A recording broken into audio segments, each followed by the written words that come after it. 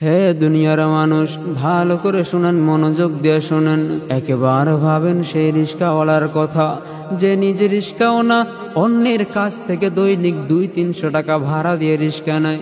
সকালবেলা বের হয়, সারাদিন রোদ বৃষ্টিতে খেটে 500-600 টাকা ইনকাম করে।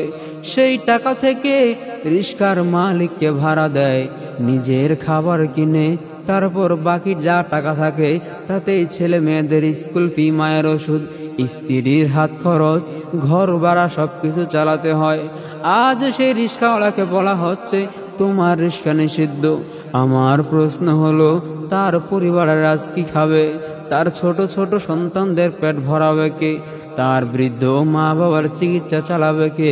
তার গর্ভবতী স্ত্রীর জন্য দুধ আর ওষুধ কিনবে কে? ভাইরা, আমি এটা বলতে চাই না যে রিস্কা চিরকাল থাকুক। হ্যাঁ, যদি সরকার গরিব রিস্কাওয়ালাদের জন্য বিকল্প রাস্তা খোলে, বিকল্প ব্যবস্থা করে, তাদেরকে সম্মানজনক কোনো কাজকর্মে লাগিয়ে দেয়, চাকরি দেয়, কিংবা অন্য কোনোভাবে রুজি রোজগারের পথ খুলে দেয়, তাহলে আমি নিজে এই আইনকে সম্মান জানাই। আমি নিজেই চাই রিস্কা বন্ধ হোক। কারণ মেন রোডে ট্রাফিক জ্যামের অনেক বড় একটা কারণ হচ্ছে এই ব্যাটারি চালিত রিস্কা।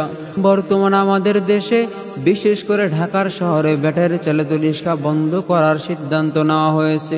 এই সিদ্ধান্ত একদিকে হয়তো ট্রাফিক জ্যাম কমানোর উদ্দেশ্যে, কিন্তু অন্যদিকে হাজারো শ্রমজীবী মানুষ আজ অসহায় হয়ে গেছে।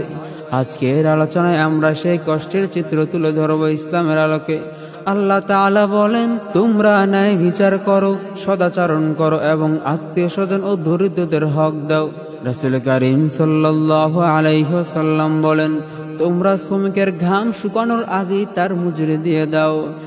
আল্লাহর গোলাম, ভালো করে শুনেন। এই হাদিস ও আয়াত আমাদেরকে শেখায় শ্রমিকের কষ্টে সম্মান করতে হয়।